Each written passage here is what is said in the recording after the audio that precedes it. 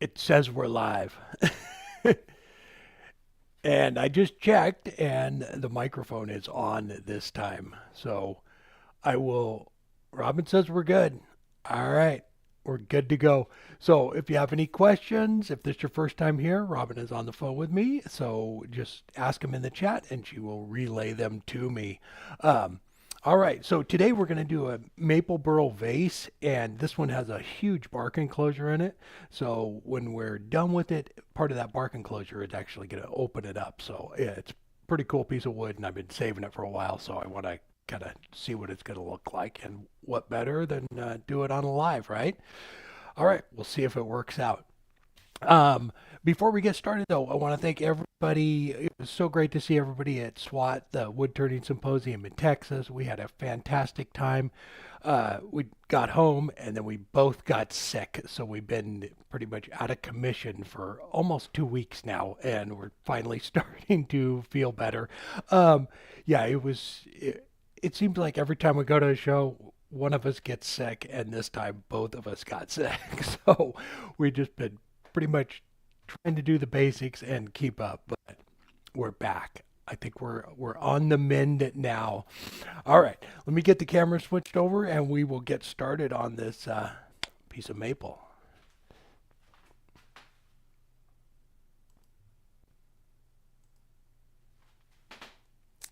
All right, there we go. So it's just beautiful piece of maple burl. It has burl through the whole thing, and then it has this big bark enclosure right here. So I'm going to put the tenon down on this side and or this end, and then hollow it out from the top. So when we're done with it, this is all going to be open through this side of it. So all right, I'm going to go ahead and just start out with spindle gouge just to get it trued up a little bit. It's actually it's actually running pretty good, but then we'll go ahead and get that tenon down on this end of it. All right, get my glasses and face shield on.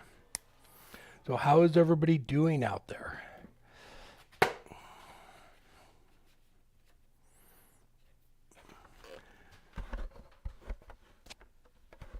All right.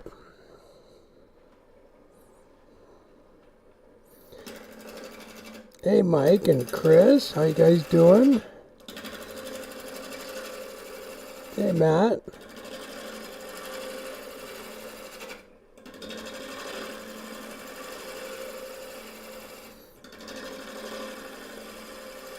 Kirsten, how's it going? All right. So I'm just gonna keep turning this down till we get it true, and then I will bump the speed up.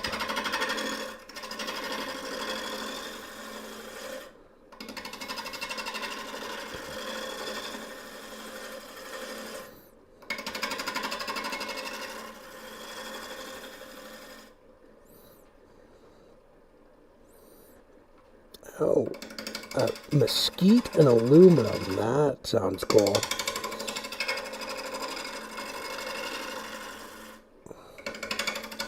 Is it like a traditional candle holder, Matt?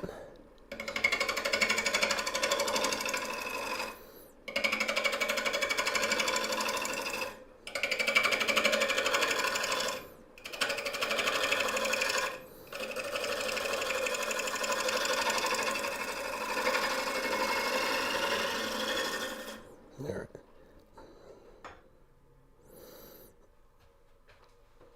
Hey Bruce, how you doing? All right, there's one little teeny flat spot there, but we're gonna go ahead and put the tenon on it right now, and then I will start shaping it a little bit. All right, and I'll crank the speed up a little bit, and let me go ahead and switch the camera over here real quick.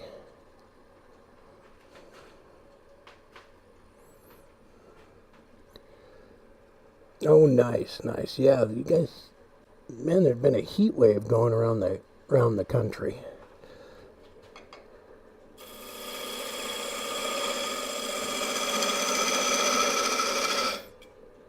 Yeah, we're, I think, in the mid 80s today.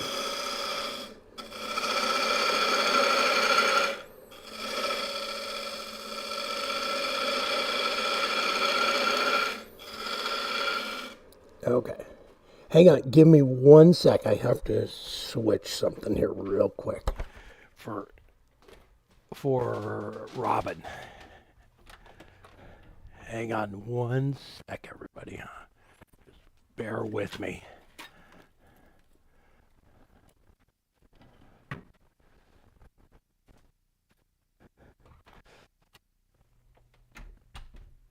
Hang on.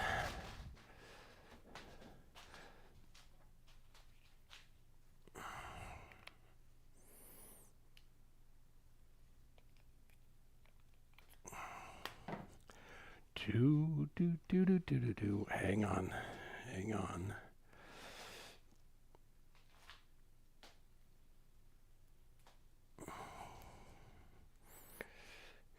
Just give me a second, sorry.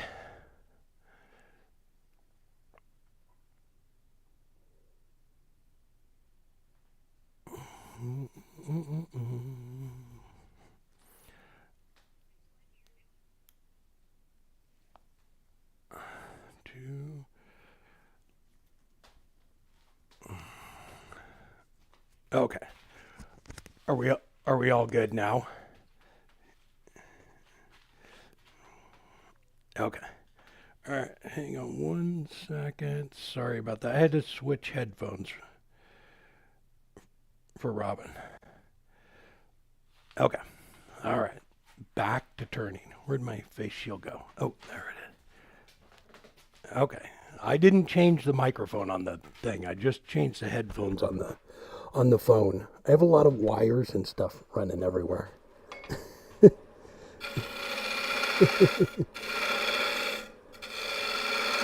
All right. I'm just bringing down the tenon here.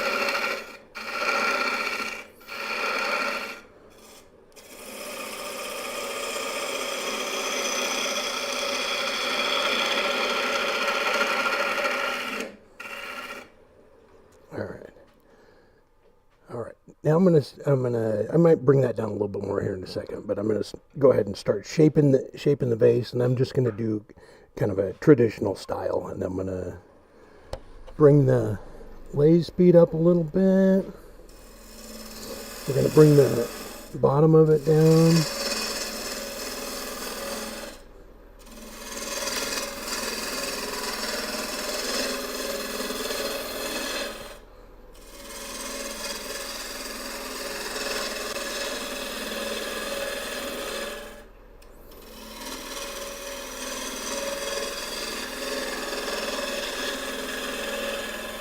And I think it's going to have just a cool little opening on the side of it.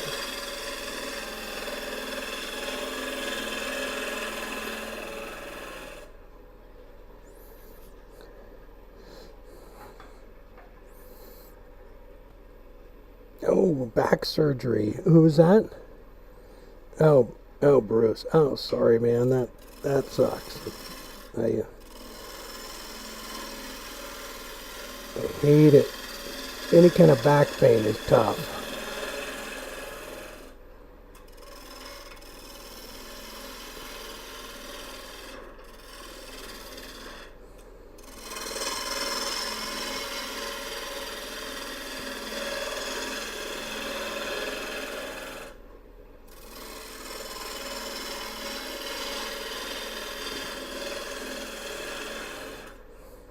Alright. And we'll get around this over. And I'm going to leave like a lip on the top of it. But when we're done, I think that we will only... This is still going to be open on the top of the lip. So I think it's going to look pretty cool.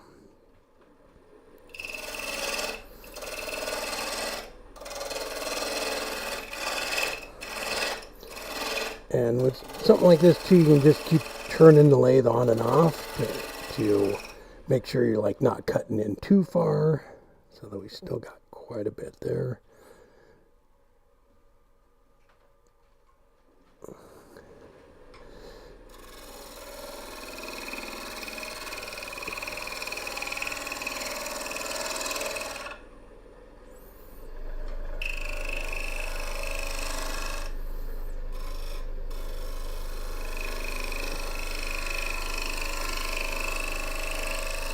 I'll switch the cameras back here real quick so you can kind of see what's going on.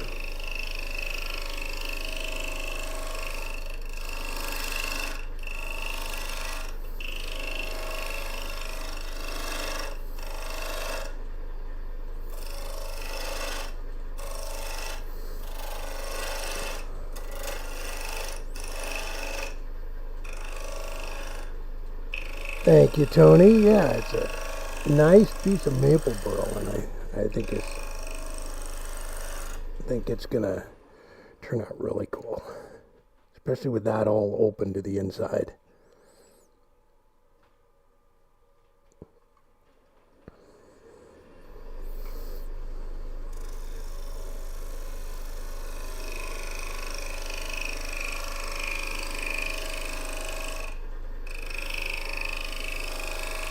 Does anybody have any questions while I'm turning here that aren't related to this piece or just anything?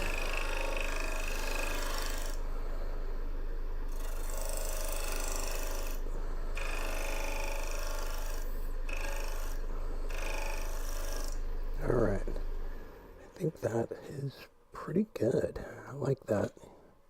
It's a nice shape, and then that is all going to be cleaned up here.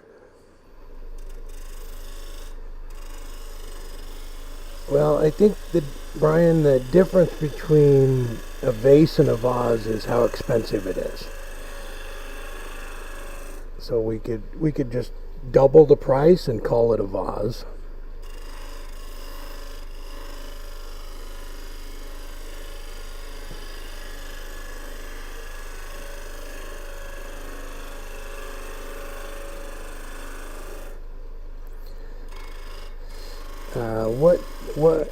Why did I decide on a vase? I don't know. I've done several of them like this with bark enclosures, and they turn out really cool. So that's kind of when I found the piece, that's kind of what I thought I was going to do with it right off the bat, was a vase.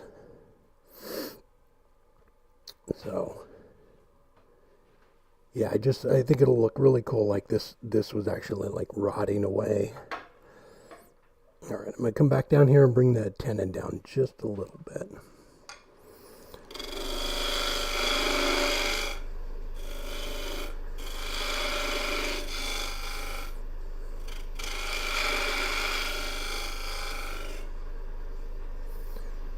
All right, and we'll use the detailer to kind of dovetail it just a bit.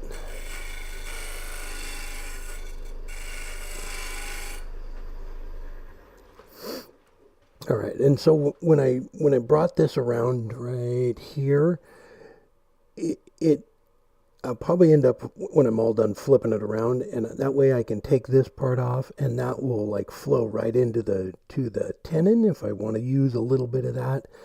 If you leave this way out here, you can't really utilize the tenon, but with a shape like that, you can go straight from there into the tenon if you need to use a little bit of it to make it look good. All right, let's go ahead and put this thing in the chuck.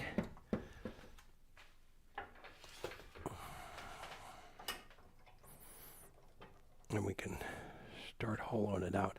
Yeah, that enclosure right there goes way back in there. That's pretty cool looking. And it's pretty soft on a couple little spots, but yeah.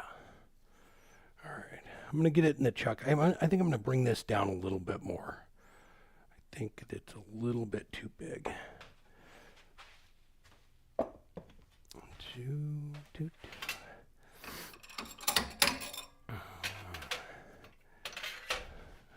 All right.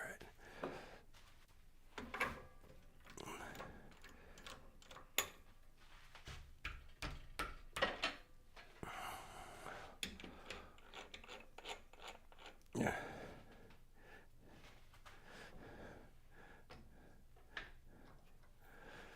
Yes, if you go too deep too, you can use some of the tenon to not put a hole in the bottom. Yes, Matt, it is a little bit punky. It's not too bad though. It's really just this one little spot here where you can see the little bit of the rot. The rest of it's actually pretty solid. It's just that one little spot there. It's starting to go there, but it's still solid wood.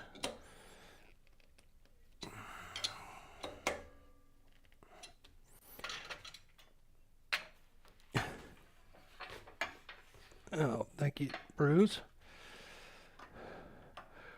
We uh, we enjoy doing them too. It's a lot of fun, and yeah, we can get to hang out with everybody, and it's awesome. All right, I'm going to bring that down a little bit more. So I'm going to kind of shape this a little bit more. I think it's just too big, but I'm going to try and leave at least some of it so that there's a hole in the side of it. All right.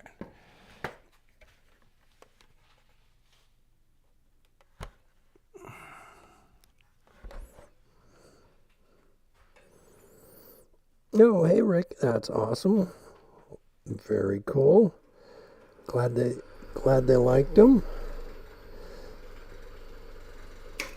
All right, just gonna kind of reshape this a little bit.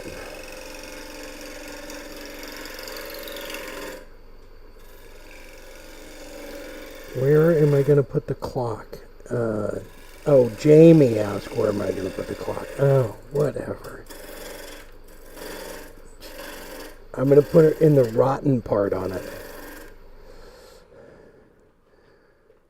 I'm just gonna stick a couple of hands right there. Okay. All right, there we go. So it's still got that flat spot on it, so we'll be able to use that. And just shape this.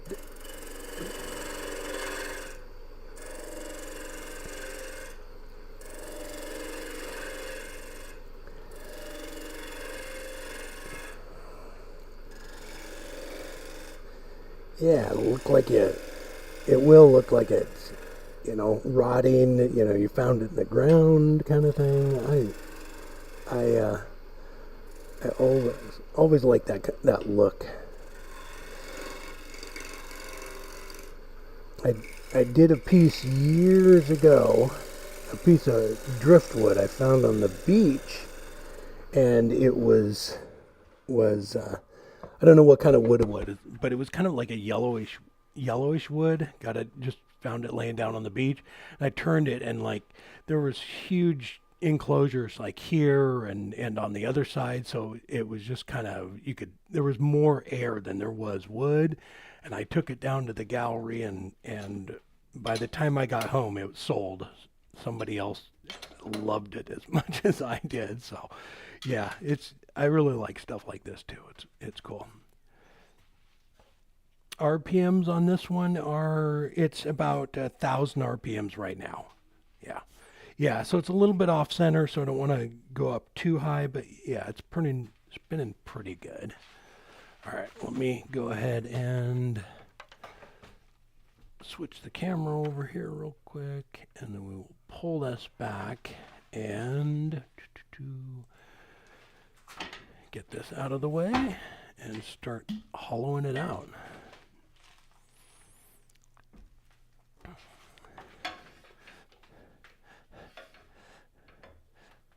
Can we start over? Right? Hey, Craig, how you doing? Oh, all right. So this is a little bit wonky, so I'm gonna flatten it up, and then we'll start cleaning it out. And then I'll switch the camera back over to here in a minute, because you'll be able to see as I start hollowing it out when we start breaking through on this, which is pretty cool.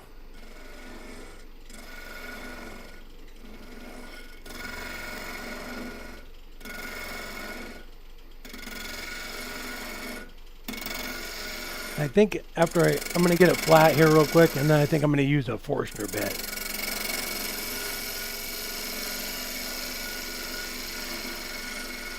So we don't go through the bottom.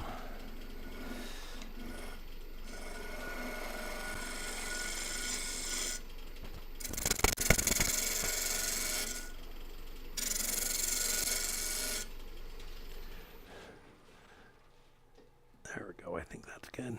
All right, I'm gonna put a little dimple right there, and then we'll put the Jacobs chuck on and get some of this material out of here.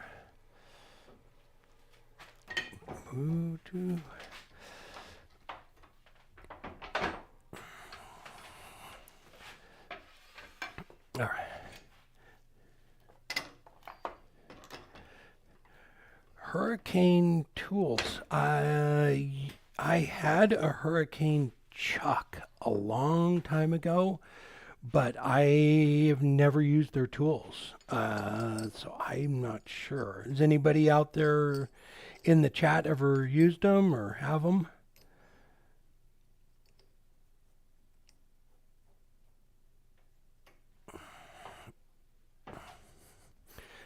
Yes, the number one hauler. Fantastic, Jamie. All right. All right, I'm going to crank the speed down. This is I think a 2-inch Forstner bit.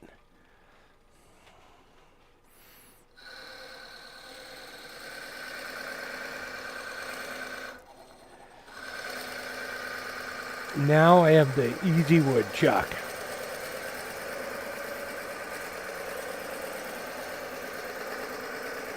Yeah, I had the Hurricane chuck. Man, it's probably 6 years ago, 7 years ago, something like that. It seemed like it was pretty well built. But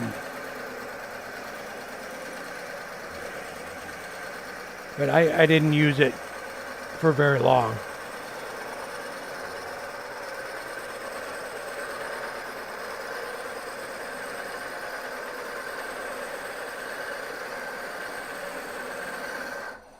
All right.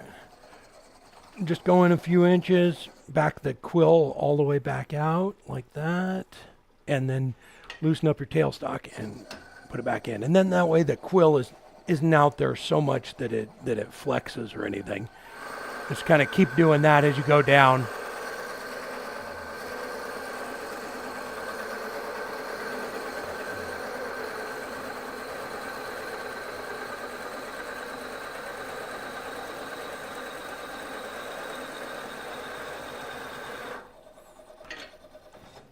That way you keep cleaning it out too, so it doesn't get locked in there. This is a pretty dry piece, but if it's wet wood or something, it'll pack itself in there.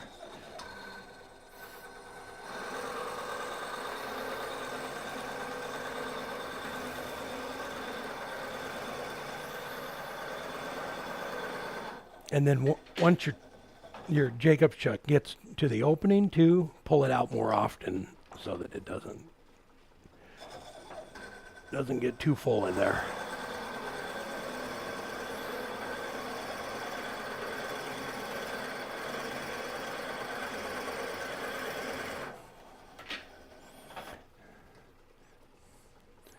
All right. Thank you, Jamie. Jamie's trying to get some brownie points. All right, what do we got here? We got, let's do 6 inches. So,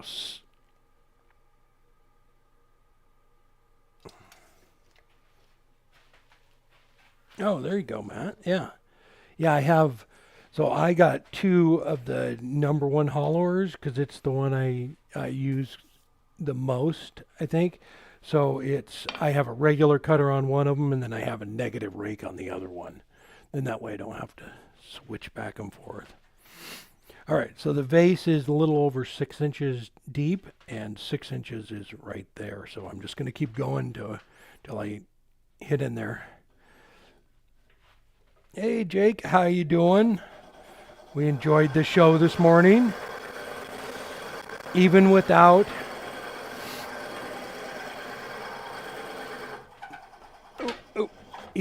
Jackie on there. You did a pretty good job. Oh, it's always a good time.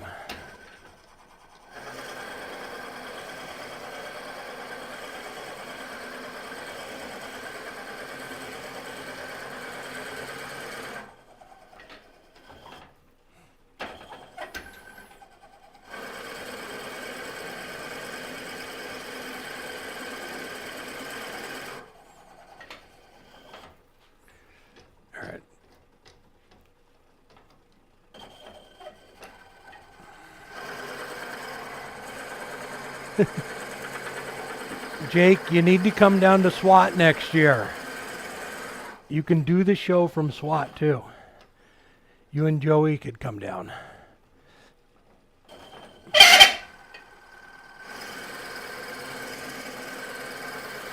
You guys are both right there.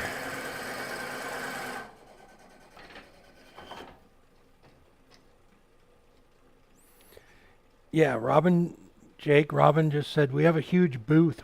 You could do it from the table, from back table.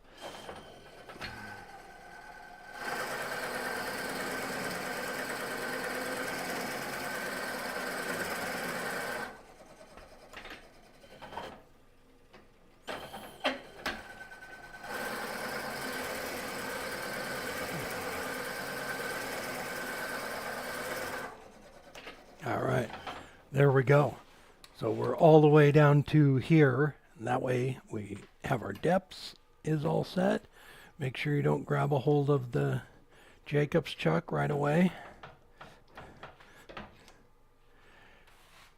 Yeah, we say right around the corner. It's in the same state, but it's still like a 3-day drive for you, right? It's Texas. We'll see. Huh. Come on. We need to get you out of the house. All right. Plus, we miss you. We haven't seen you. We haven't seen you or Jamie in, it's been a couple of years, hasn't it? Been way too long. All right, back to the number one hollower. Boom. All right, then we're going to crank the lathe speed back up. So that's about 1,500 RPMs now.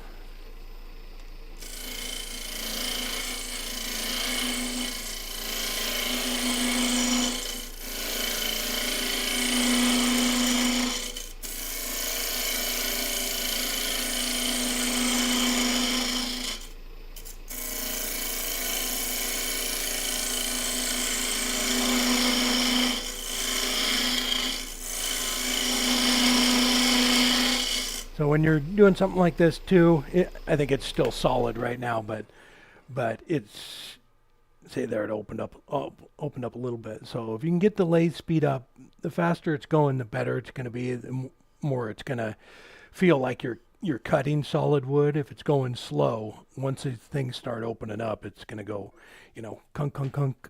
So you don't want that. Just so crank it up and stand out of the way and turn away.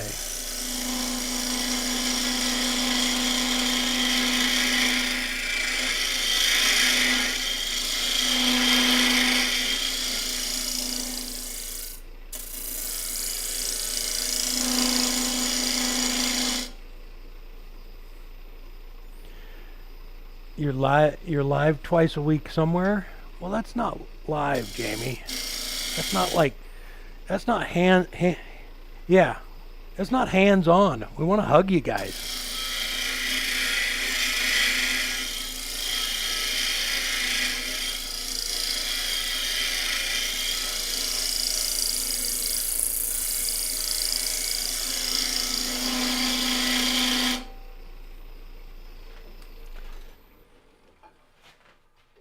All right, it's starting to open up there a little bit. So I'm going to switch cameras back.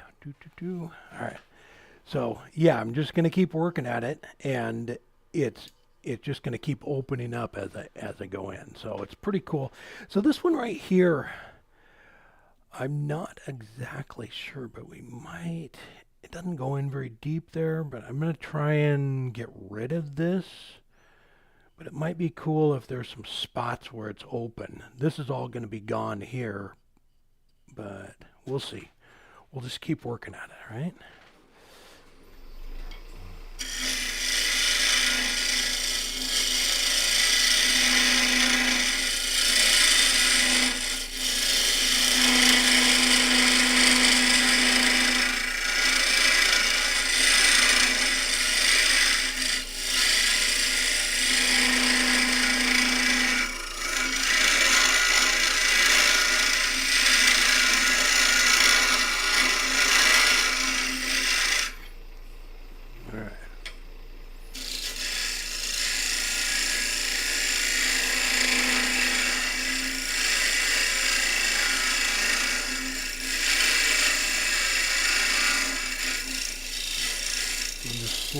go around here.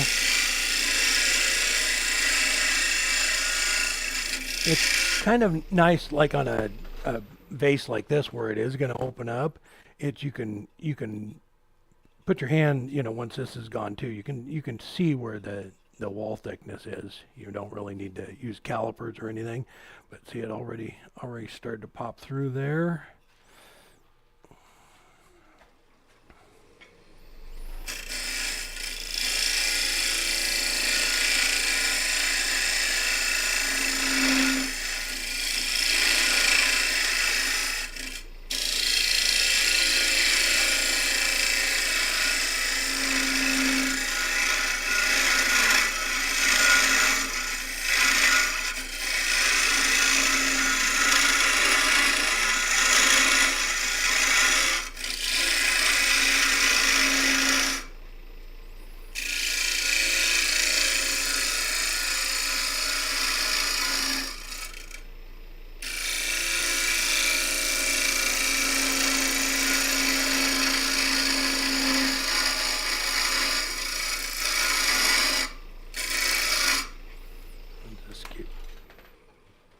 Turning it off and checking it.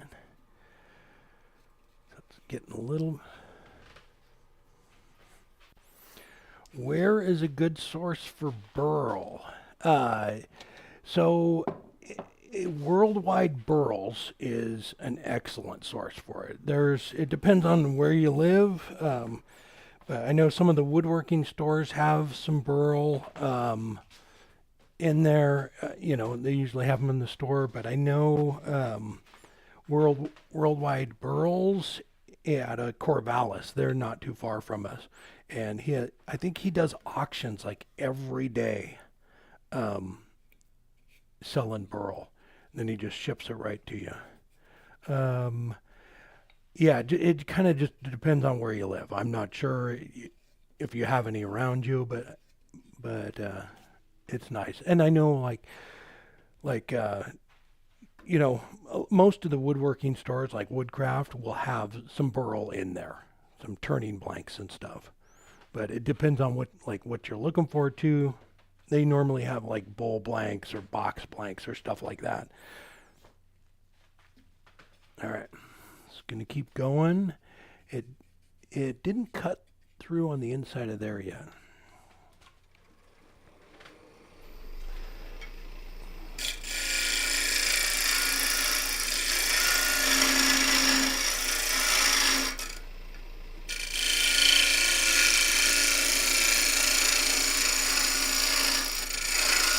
And I think the Woodwide what is it?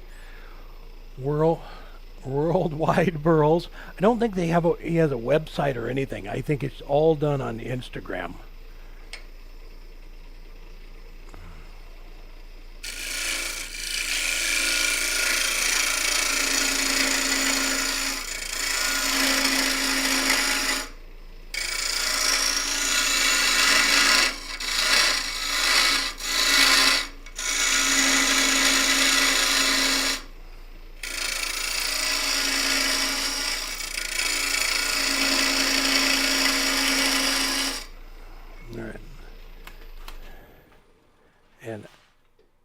And I'm just broke through all the way back up into there. So I'm just gonna keep working at it. You just need to kind of go kind of slow. I kind of like that little thing right there, but I don't know if it's gonna be able to save it or not. It's pretty thin.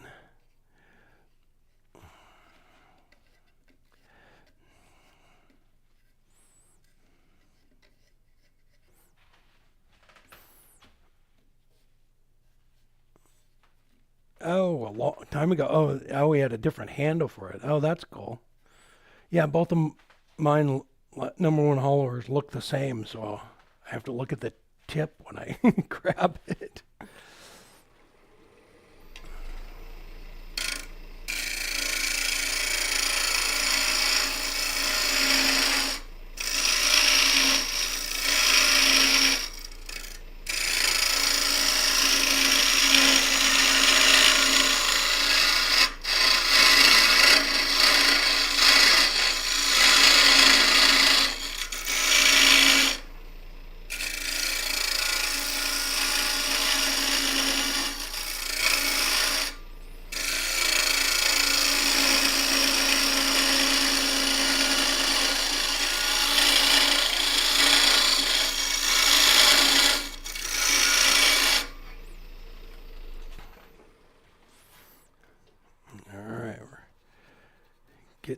opened up. Yeah, it's busting into there a little bit.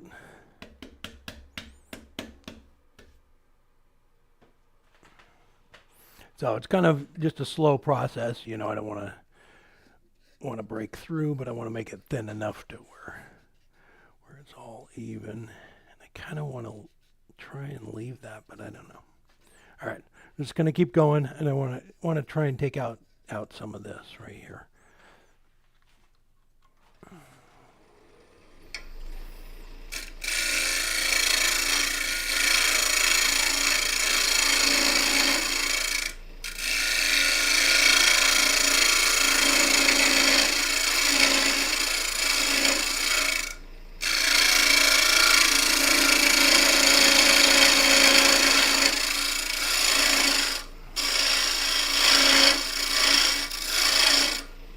So I'm not sure whether you can see it on the camera. I'm looking at the camera right now. I'm not sure if you can see it, but because this is open right here, I can see the cutter inside of there. Let me see if this would help.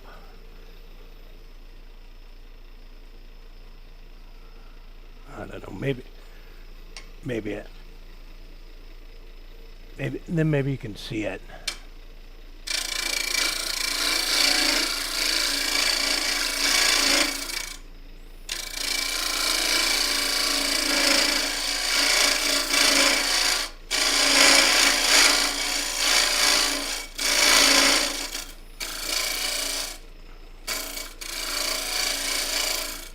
It shows up better for me when the flashlight's in there, but I'm not sure whether...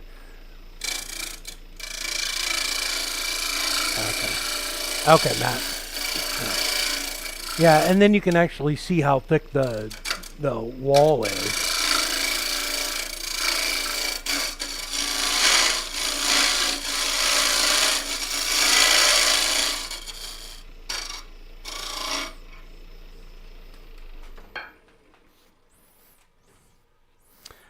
Do I ever use the number 2 and 3 hauler? Yes, every once in a while. But like even a vase like this, it's that number 1 hauler. You can come in from the side here, so you really don't need it.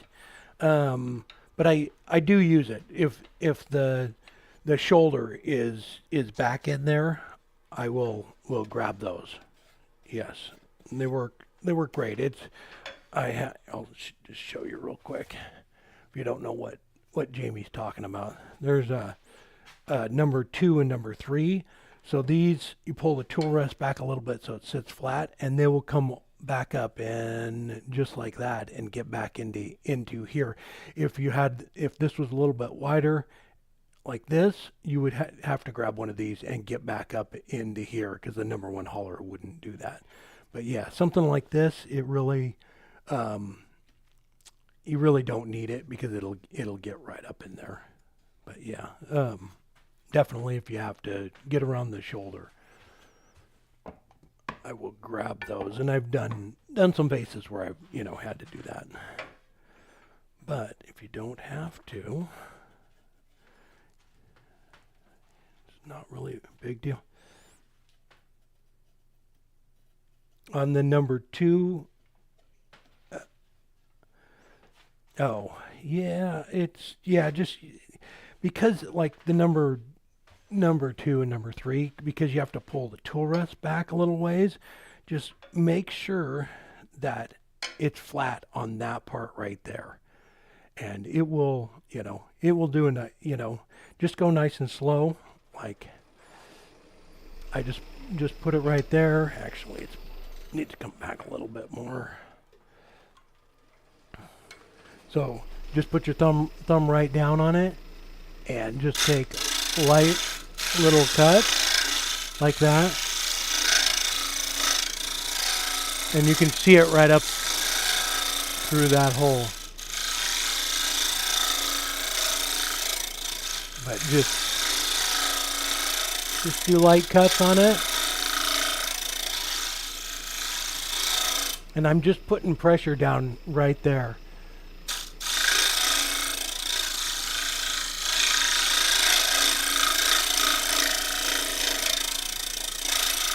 just like so. Yeah, just make sure that the big part of the toolbar is down on it.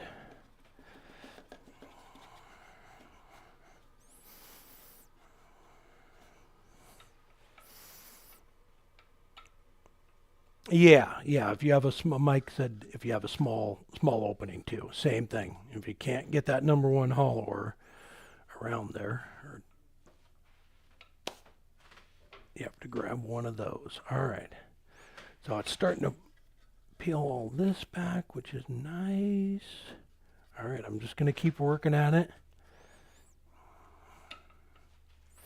What diameter jaws am I using for the chuck? I am not, it's not the ones that come with it, but it's the next size up, which I'm going to say 2.5. I have no idea. Sorry. I'm not sure which ones they are or what the size is it. And I'm not sure whether they measure it with them closed or open. So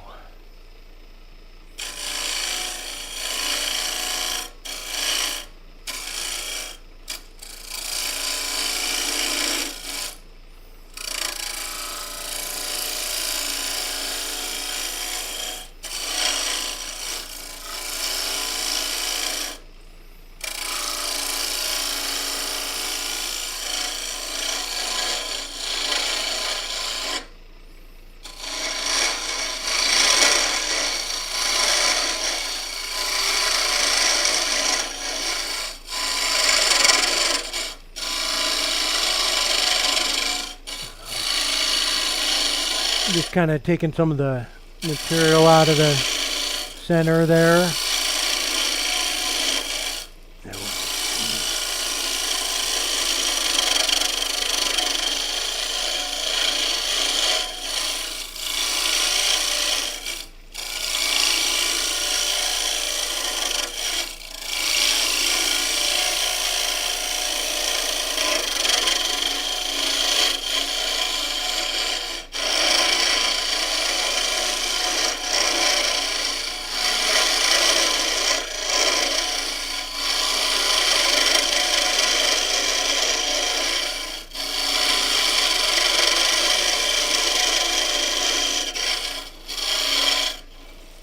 You could see it just kind of spraying out through the opening now. All right, it's coming around right there.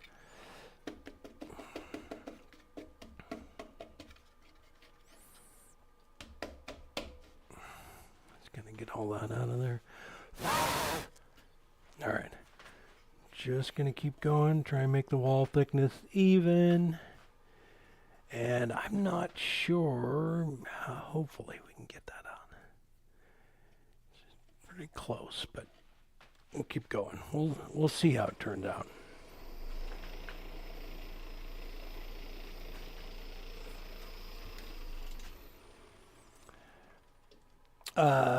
For hollowing out the inside, what tool would I recommend? I would go with the carbide. It does a fantastic job. It doesn't catch on you. So like high-speed steel too, you're going to have to use a scraper, which, you know, and they work fantastic for cleaning out the inside, but they don't have, I haven't really seen like a teeny one that's handheld, like they do have hollowing systems, and I actually have one. I'll hook it up here in a second and show you. And it's just high speed steel, but it's a whole system. You can't just the handheld ones are a little bit bigger and tend to grab a little bit more. So I would just go with the Easy Wood. The number one hollower is fantastic.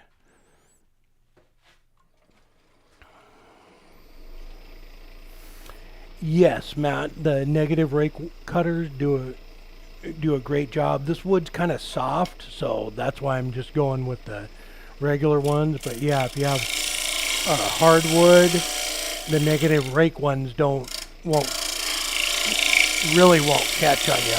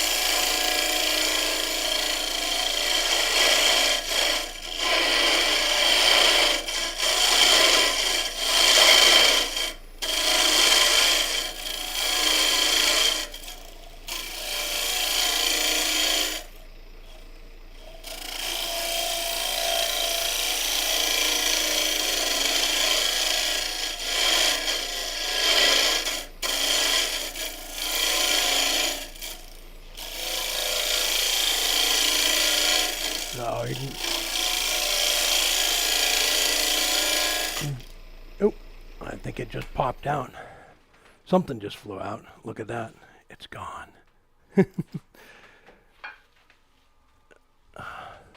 There it is. This little baby Burl just popped out of there. Nice, nice. That really opened it up. So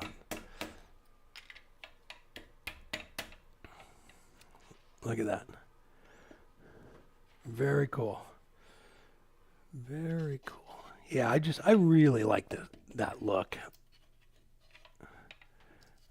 All right. So I'm just gonna keep working my way down, and I'll get the tool rest a little bit closer.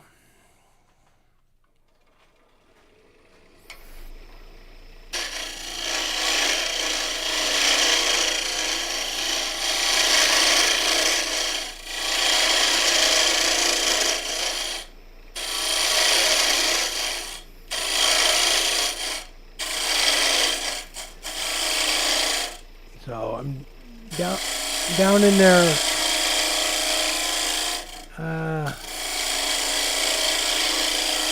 About 4 or 5 inches, I guess.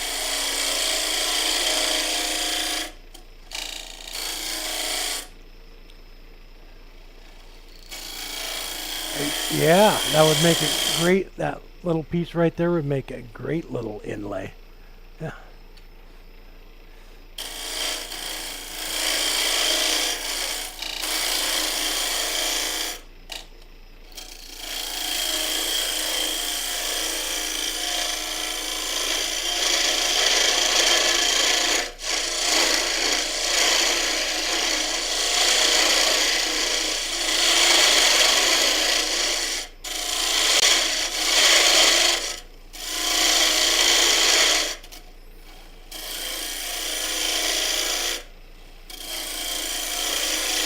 So it's really nice too with the hole in it there.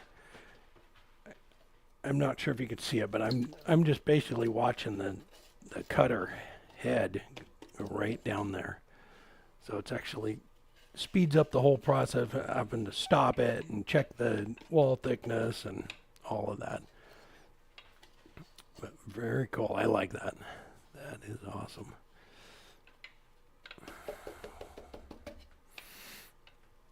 All right. So I'm about down into there, and that is, where are we at? So yeah, over the tool rest, I'm about 4.5 inches.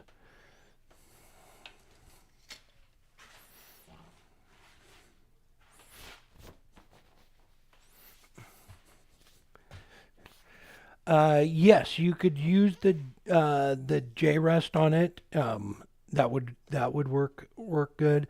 I'm gonna switch over and to a little hollowing system, and I will show you how that is all done. But yeah, the like the box rest or even the J rest would work too. But like a box rest like. Oh, here, I'll show you real quick. Like that right there.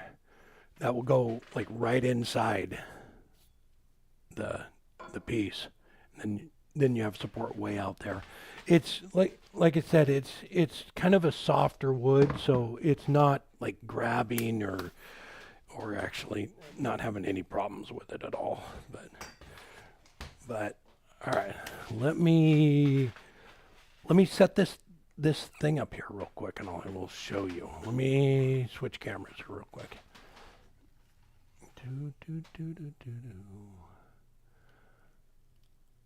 All right. All right.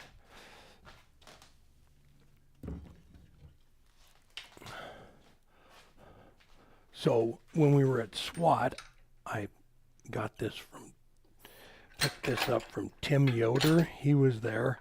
So it is an elbow tool, and I played around with it just a little bit. Let me get it set up here real quick. I'll show you how it all works. So when you get down in there,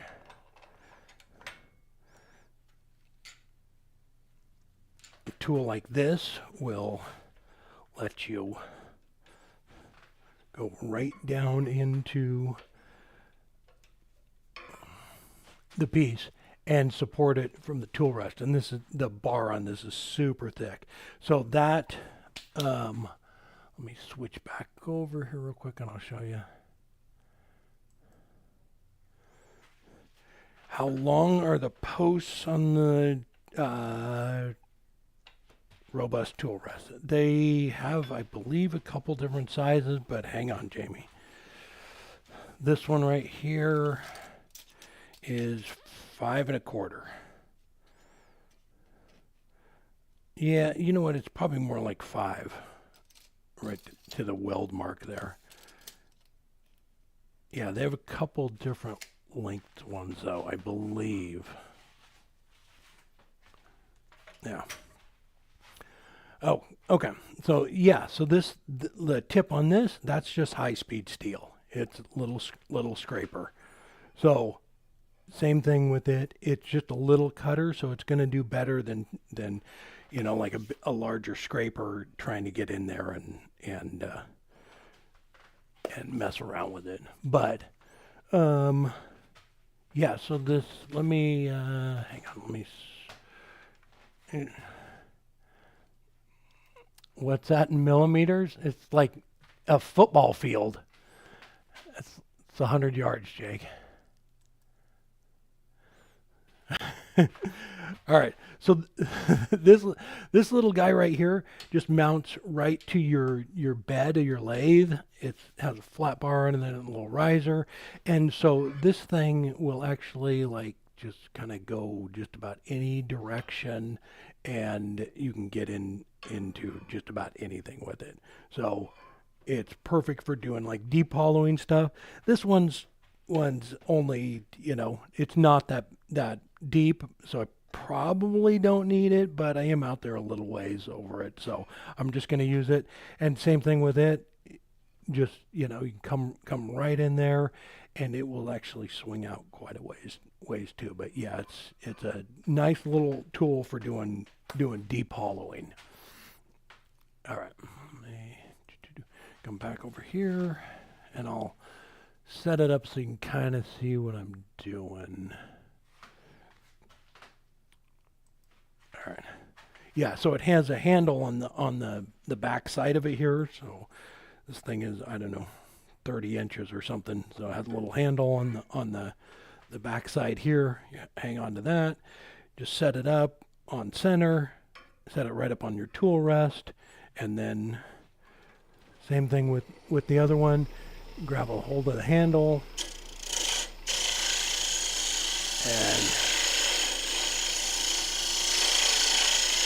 but because the bar is a lot beefier, you're not going to get any vibration, you know, or it's not going to be trying to pull it out of your hand or anything when you get down in there deep.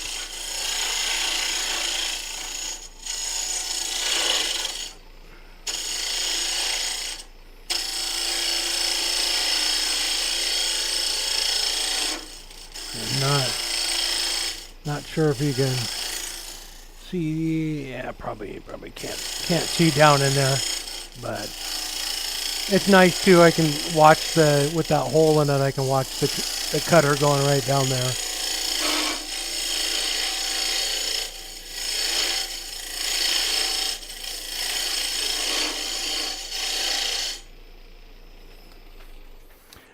Yes, Matt. Yeah, Tim has one with a laser setup and everything for gauge for the.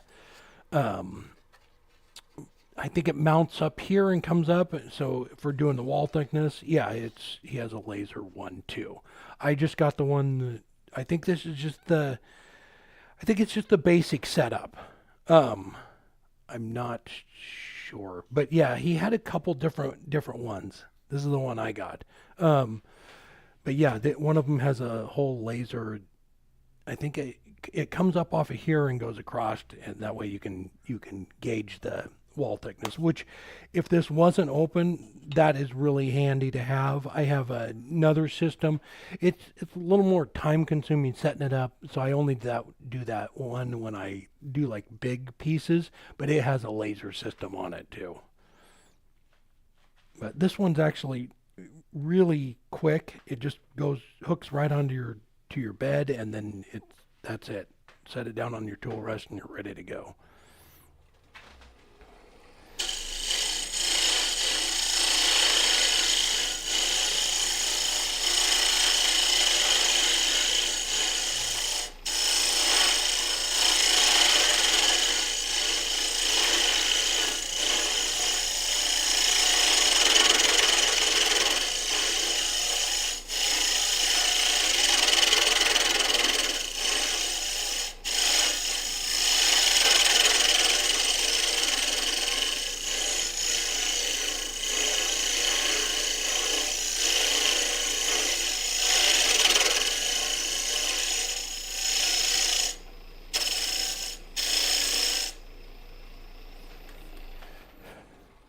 A rigid lathe from the night. Well, yeah, I turned on. Well, I actually. So you upgraded from what I started with. I had a Craftsman that I found in the newspaper. I think it was like $75, and that came with all the tools. They were all like Craftsman tools and everything. Yeah, I started out. Yeah, with the cheap one too, and slowly worked my way up.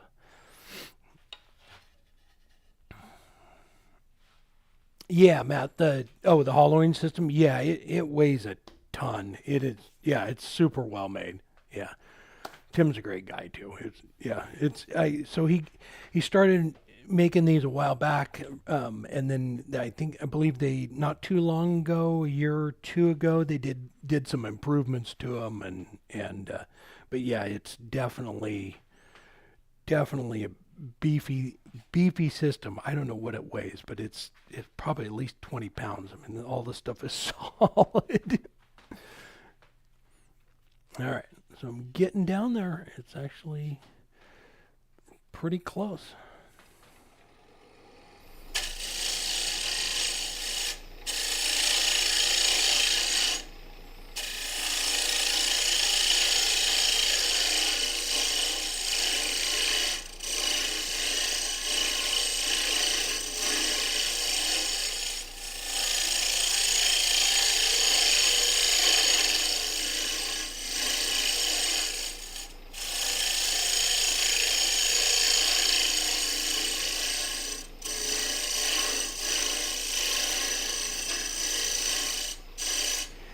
Yeah, it's nice that we're out over the tool rest, 6 inches or so, and it's not vibrating or anything.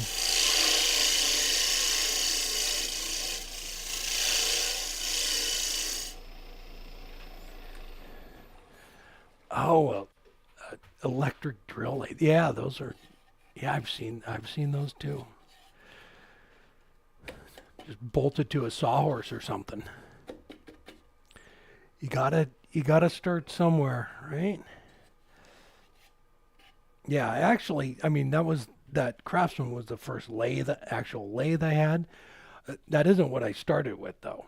I took a motor out of a wash or dryer motor, and then Robin and I worked at Freightliner, so I went down the maintenance department, and they made me a faceplate that would mount on it, and so I mounted that on it, and then I would screw my blocks of wood on it, and I was messing around with that for I don't know a few months, and then I found that other one in the newspaper.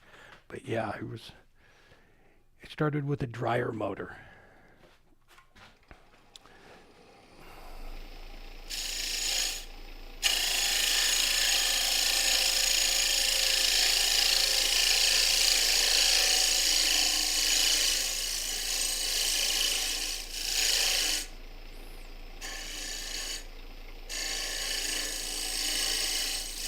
All right, turn crafter. As long as it's spinning the wood, that's all that matters.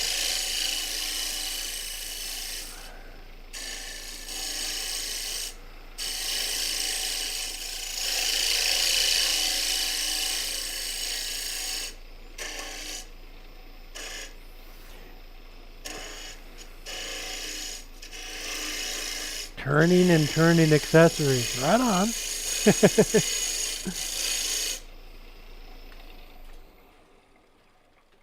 Hey Tony, how you doing?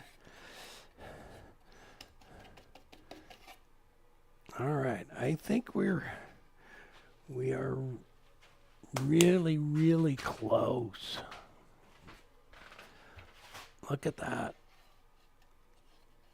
Very nice. So I have a little dimple down in the bottom from the Forstner bit. So let me try and clean that up here real quick.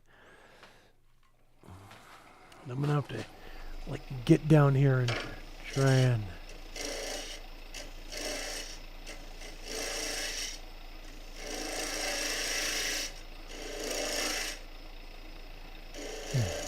Tony, I'm right here.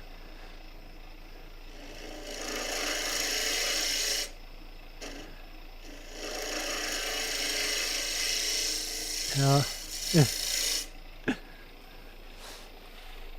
She can't, Robin can't keep a secret.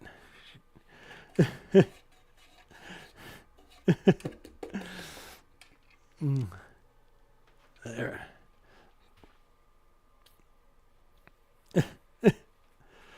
Oh, you guys are mean. You're just mean-spirited. All right, there we go. That is gorgeous.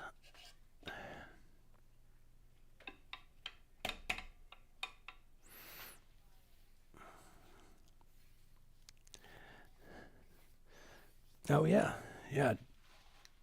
Nice.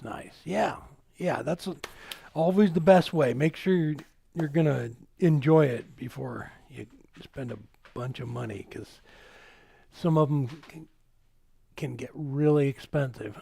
But yeah, it's definitely, make sure you like it. I mean, I just kept turning, so I just kept moving up.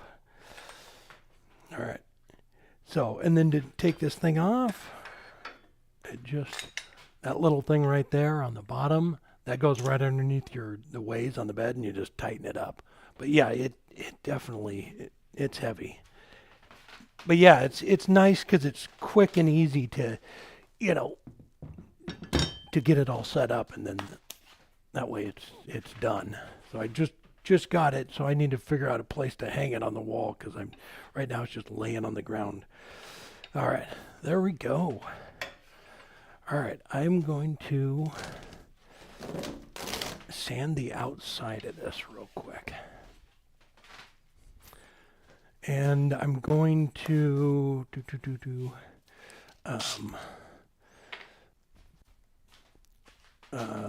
give me a second. I'm gonna turn the dust collector on because it's pretty soft and loud. And grab some sandpaper here.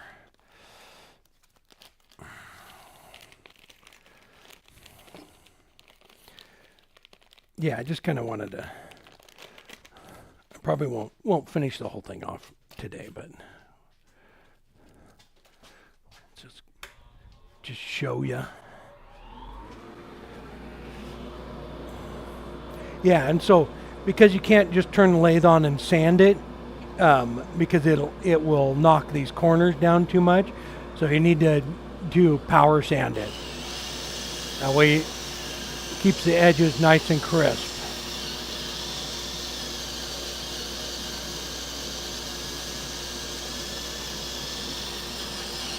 You just come right up to the edge.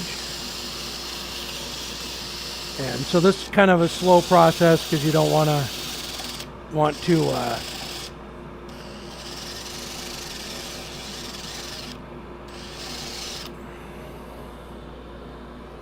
this is Jamie, this is the custom custom one-of-a-kind dust collector.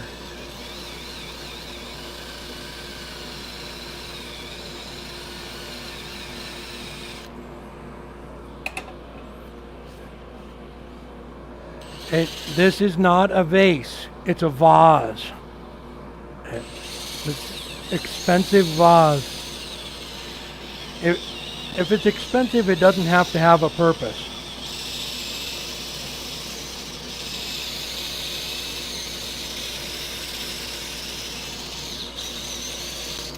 Yeah, and then you just kind of keep working your way around all the edges. Try and keep everything even. And it'll take a while for me to do this. Get it all cleaned up. But yeah, you definitely want to do all this by hand, you know, so that it doesn't make one side thinner than the other side.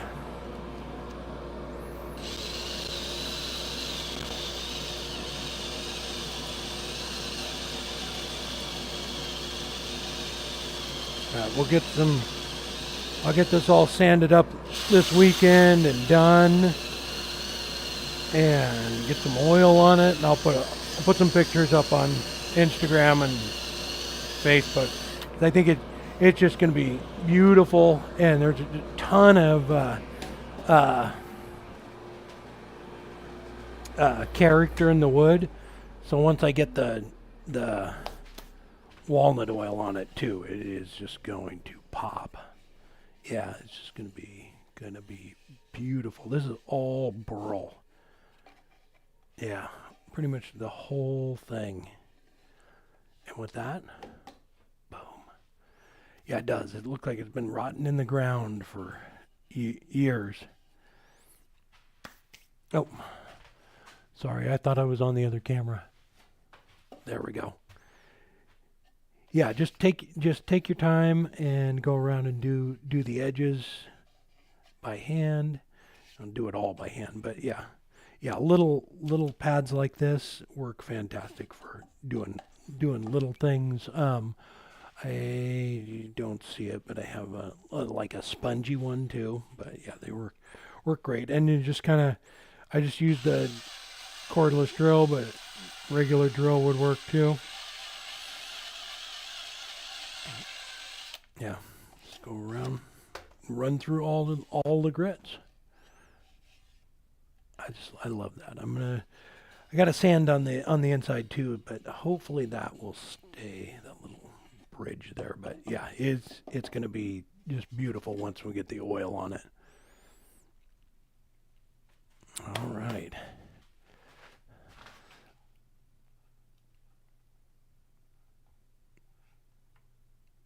Thank you, Matt. Appreciate that. Yeah, it's gonna be super cool. I like pieces like that where it's just nature, you know. I mean, it kind of depends on what it is too. Like a lidded box, you know, you want the whole thing solid, but stuff like this where it can just be natural, I really like that look.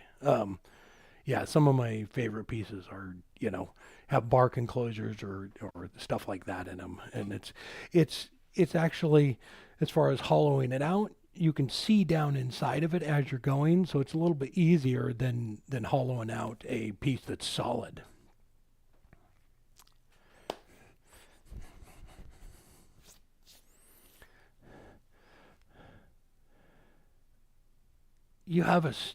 Tim had a storage hook.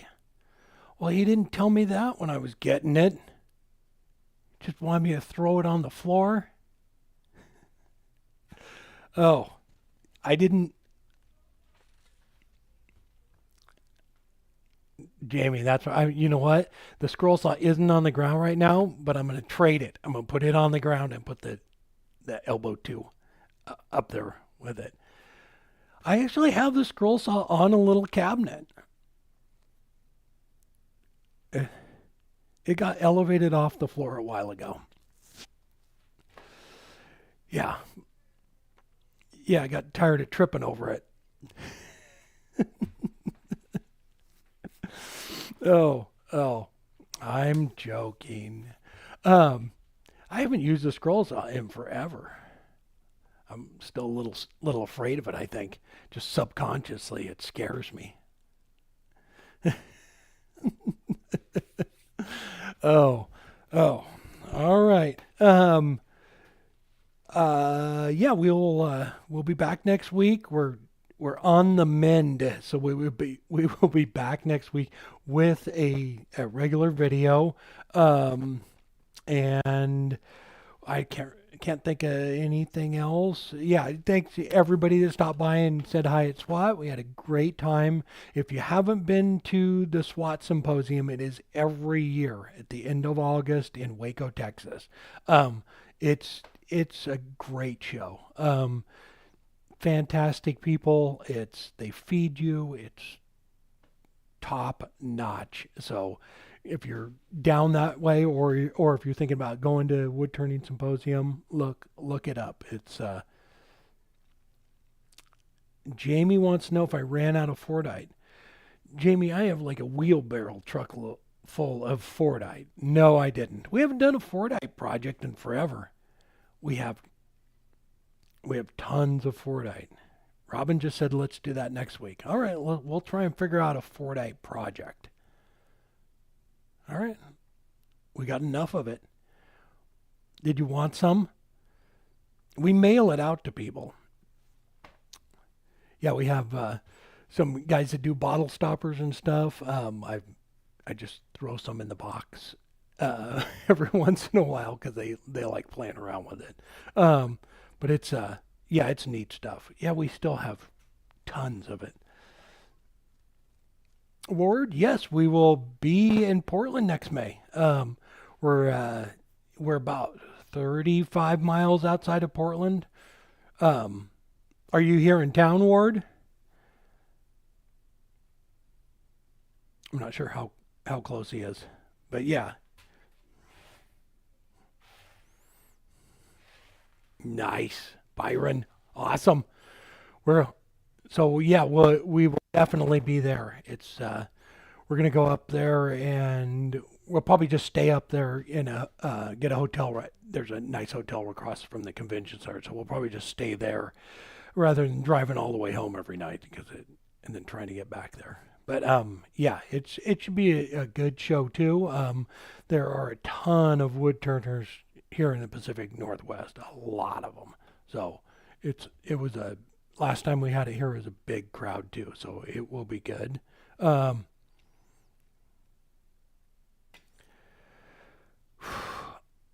no, somebody somebody said I have plenty of time to watch me finish it. Greg, I'm still like super stuffed up, and it was all, just about it's getting to me right now, and at this point it's all sanding, so it will take me a couple hours to sand it. So I think I'll work on it tomorrow. I'm sorry, um, but yeah, I don't know what we got either, but it's going on the second week, and we're still just like I don't know, just congested now. But yeah, it was pretty bad for the first week. We basically did orders and laid on the couch and slept. We binged watched stupid shows for for like 4 or 5 days. Yeah, um, yeah, it wasn't good. But yeah, there's really at this point it's just all sanding. So sorry. I will put some pictures up. All right, and then we'll try and figure out a Fordite project for next weekend because that's fun stuff. Yeah, we'll figure out something to do with it. That's cool stuff. Thank you, Jamie. Yes, we will for the shipping club. We need a shipping club. Yeah, right? Oh, all right, guys. I hope everybody has a great weekend, and we will see you next week. If you have any questions or anything, just give me a holler. And if you have any questions about Nile stuff, email and phone number on the website. When somebody asked for the AAW show, it's May 23rd through the 26th. Is that right?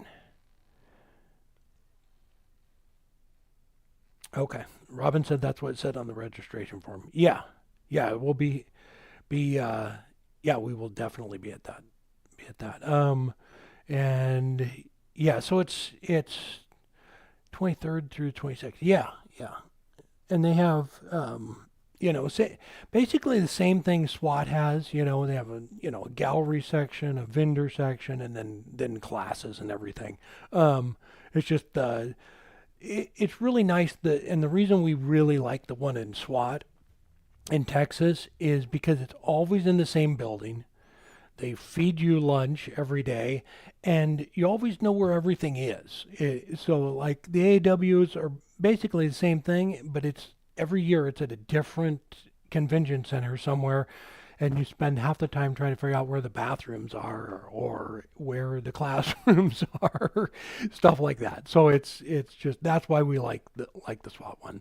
And everybody in Texas is awesome except for Jake, who won't drive down to SWAT to see us.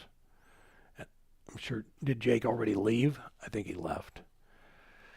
Whatever. Just get in your car. Just hop in your truck. Take a road trip. All right. Bye. Bye, Jake. All right. I need to go change my shirt. It's filthy.